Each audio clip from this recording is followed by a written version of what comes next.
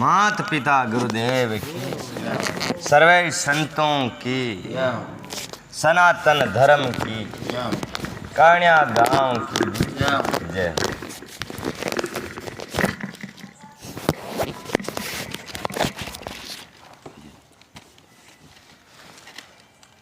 मेनका कोप भवन में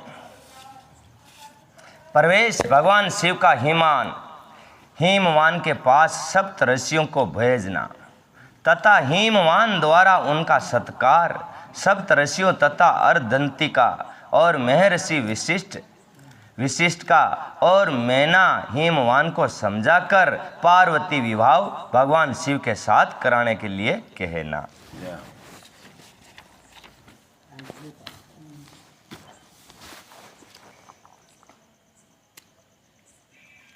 पार्वती हर की ये बात सुनकर और उनके आनंद। ब्रह्मा जी कहते नारद परमात्मा हर की ये बात सुनकर और उनके आनंददायी रूप का दर्शन पाकर पार्वती को बड़ा हर्ष हुआ। उनका मुख प्रसन्नता से खिल उठा। वे बहुत सुख का अनुभव करने लगी। फिर उन महासाध्वी शिवा ने अपने पास ही खड़े हुए भगवान शिव से कहा। पार्वती बोली, देवेश्वर आप मेरे स्वामी हैं। प्रभु पूर्वे काल में आपने जिसके लिए हर्ष पूर्वक दक्ष के यज्ञ का विनाश किया था उसे क्यों भुला दिया? वही आप और वही मैं हूँ। देवेश्वर इस समय मैं तारकासुर से दुख पाने वाले देवताओं के कार्य की सिद्धि के लिए रानी मेनका के गर्भ से उत्पन्न हुई हूँ। देवेश यदि आप प्रसन्न हैं और यदि मुझ पर कृपा करते हैं तो मेरे पति हो जाइए। ईशान प्रभु मेरी ये बात मान लीजिए। आपकी आज्ञा लेकर मैं पिता के घर जाती हूँ। अब आप अपने विवाह के रूप परम उत्तम विशुद्ध यश को स्वेतर विख्यात कीजिए। नाथ प्रभु आप तो लीला करने में कुशल हैं। अंत मेरे पिता के हिमवान के पास चलिए और याचक बनकर उनसे मेरी याचना कीजिए। लोक में मेरे पिता के यश को फैलाते हुए आपको ऐसा ही करना चाहिए। इस तरह आप मेरे संपूर्ण गृहस्थ आश्रम को सफल बनाइए। जब आप प्रसन्नता पूर्वक ऋषियों से मेरे पिता को सब बातों की जानकारी कराएंगे तब मेरे पिता अपने भाई बंधुओं के साथ आपकी आज्ञा का पालन करेंगे। इसमें कोई संदेह नहीं है।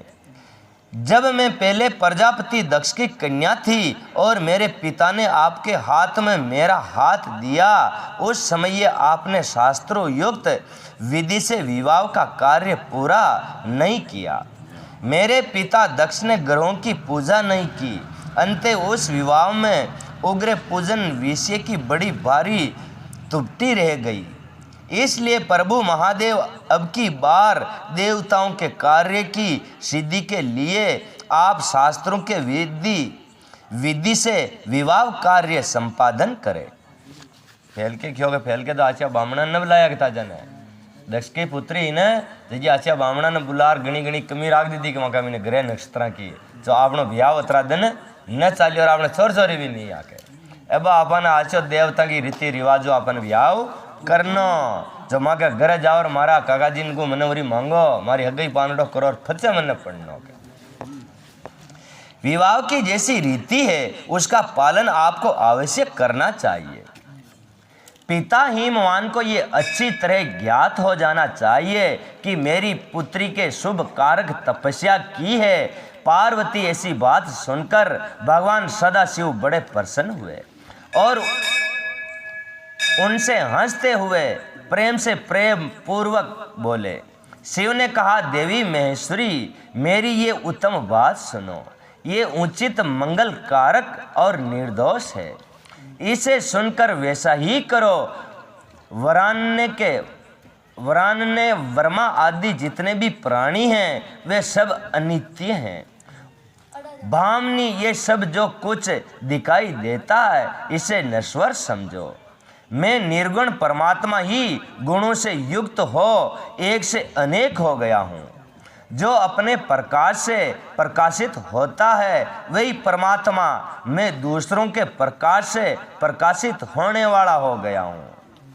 देवी मैं स्वतंत्र हूँ, परंतु तुमने मुझे परतंत्र बना दिया।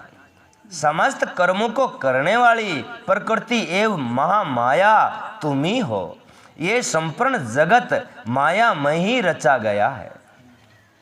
मुझे सर्वात्मा परमात्मा ने अपनी उत्तम बुद्धि के द्वारा इसे धारण कर रखा है। स्वेतर परमात्म भव रखने वाले सर्वात्मा पुण्यवानों इस अपने भीतर सिंचा है तथा ये तीनों गुणों से अभिष्टित है। ये देवी वर्णितहीन कौन मुख्य ग्रह है, कौन ये सर्तो समूह हैं तथा कौन दूसरे दूसरे उपग्रह हैं। इस समय ये तुमने शिव के लिए क्या कहा है?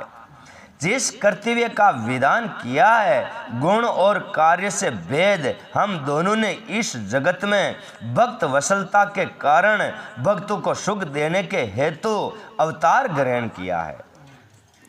तुम ही रज सतौ तमोमयी गुण मादिका सूक्ष्म प्रकृति हो।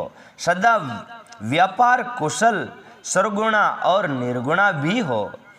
शुंभ्य में मैं जहाँ संपूर्ण भूतों का आत्मा निर्विकार एवं निरीह हूँ, भक्तों की इच्छा से मैंने शरीर धारण किया है। शैलेज मैं तुम्हारे पिता हिमालय के पास नहीं जा सकता तथा भिक्षुक होकर किसी तरह तुम्हारी उससे याचना भी नहीं कर सकता। गिरिराज नंदिनी महान गुणों से अत्यंत गौरवशाली महात्मा पुरुष भी अपने मुंह से देवी दो ये बात निकालने पर तत्काल लघुता के प्राप्त हो जाता है। कल्याणी ऐसा जानकर हमारे लिए क्या कहती हो? बदरे तुम्हारी आज्ञा से मुझे सब कुछ करना है। अंते जैसी तुम्हारी इच्छा हो वैसा करो। महादेव जी ऐसा कहने पर भी सती साध्वी कमलोचना महादेवी शिवा ने अपने भगवान शंकर को बार बार भक्ति भाव से प्रणाम करके कहा। पार्वती बोली, नाथ आप आत्मा है और मैं प्रकृति हूँ। इस विषयों में विचार करने की कोई बात नहीं है। हम दोनों स्वतंत्र और निर्गुणी होते हुए भी भक्तों के अधीन होने का कारण सरगुण हो जाते हैं। सिरगुण कहाँ बनेगा? यहाँ भक्तों के बात है। दूजी वे तो बाबूजी बनी रहने हम जिंदगी भर, पर आपने भक्ता में कोई कष्ट पड़े तो वह ना आप बाबूजी ने लुगाई वाला बनाना का। दूजी वे न बनवा सावर वहाँ के कोई इच्छा भी वहाँ के कौन है। शंभु प्रभु आपको प्रयत्न पूर्वक मेरी प्रार्थना के अनुसार कार्य करना चाहिए। शंकर आप मेरे लिए याचना करें और हिमवान को दाता बनाने का सौभाग्य प्रदान करें। वे दाता है अर्थना मांग खा बड़ा ऐसे मनोगे थे आज। महेश्वर मैं सदा आपकी भक्ता हूँ, अंते मुझ पर कृपा कीजिए। नाथ सदा जन्म जन्म में मैं ही आपकी पत्नी होती रही हूँ। आप पर ब्रह्म परमात्मा हैं, निर्गुण हैं, प्रकृति से परे हैं, निर्विकार निरही एवं स्वतंत्र परमेश्वर हैं। तथापि भक्तों के उदार में संलग्न होकर यहाँ सर्वगुण हो जाते हैं। सब आत्म राम होकर भी लीला विहारी बन जाते हैं, क्योंकि आप नाना प्रकार की लीलाएं करने में कुशल हैं। महादेव महेश्वर मैं सब प्रकार से आपको जानती हूँ, सर्वज्ञ। अब बहुत कहने से क्या लाभ है, मुझ पर दया कीजिए। नाथ महान अद्भुत लीला करके लोक में अपने यश का विस्तार कीजिए, जिसे आगाध कर लोग अनायास ही भवसागर से पार हो जाए। ब्रह्मा जी कहते, नारद ऐसा कहने पर गिरजा ने महेश्वर को बारंबार प्रणाम किया और मस्तक झुकाकर हाथ जोड़कर वे चुप हो गई। उनके ऐसा कहने पर महात्मा महेश्वर ने लोक लीला का अनुसरण करने के लिए वैसा ही स्वीकार कर लिया। वो क्यों चाह के तंगरार मांगा कितने आर पता पढ़नरी लावा के तो महादेव जी के तो आप तो उड्डू फिरा चल लग पड़ा वो क्यों आशिन ने चल लग मांगरे जानो पेड़ी मां काका जी ने खेणो पेड़ी पछे माका को मांगनी पेड़ी पछे रीति रिवाज ब्याह करनो पेड़ी पहल के भी आप रीति रिवाज ब्याह ने कीधो धावटा दिन ने चाल्यो के छोर छोरी भी नहीं आ जड़ापाड़ भरोज गयो आपनो के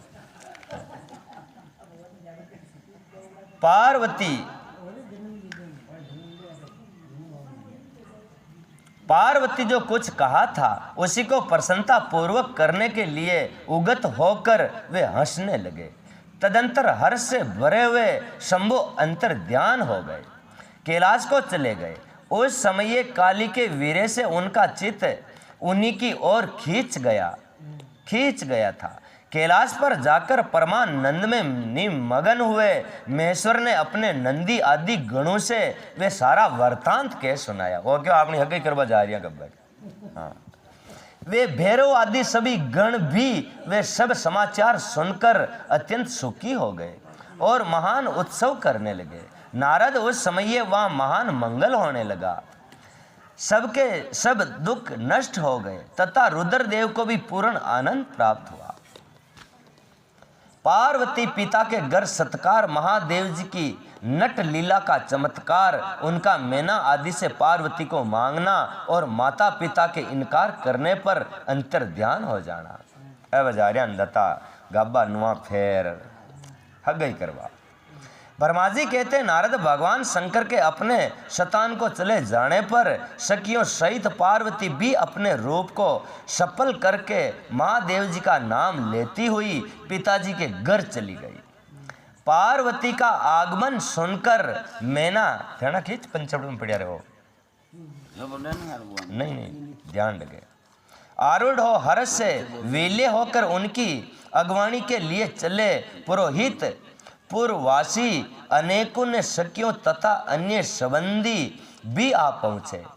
पार्वती के सारे भाई मेनाक आदि बड़े हर्ष के साथ जय जयकार करते हुए उन्हें घर ले आए। इसी बीच में पार्वती अपने नगर के निकट आ गई। नगर में प्रवेश करते समय शिवा देवी ने माता पिता को देखा और अत्यंत प्रसन्न हो हर्ष से विचलित होकर दौड़ चली आ रही थी। उन्हें देखकर हर्ष से भरी हुई काली ने सखियों सहित प्रणाम किया। माता पिता ने पूर्ण रूप से आशीर्वाद दे पुत्रों को छाती से लगा लिया और वे मेरी बच्ची ऐसा कहकर प्रेम से विलव हो रोने लगे। तत्पश्चात अपने घर की दूसरी स्त्रियां तथा वे अब भाभियों ने भी बड़ी प्रसन्नता के साथ प्रेम पूर्वक उन्हें भुजाओं में भरकर भेंट दिया। देवी तुमने अपने कुल का उद्धार करने वाले उत्तम कार्य को अच्छी तरह सिद्ध किया है। तुम्हारे सदा चरणों से हम सब लोग पवित्र हो गए। ऐसा कहकर सब लोग हर्ष के साथ पार्वती की बुरी बुरी प्रशंसा करते हुए उन्हें प्रणाम करने लगे। लोगों ने चंदन और सुंदर फूलों के शिवा देवी का सामन पूजन किया।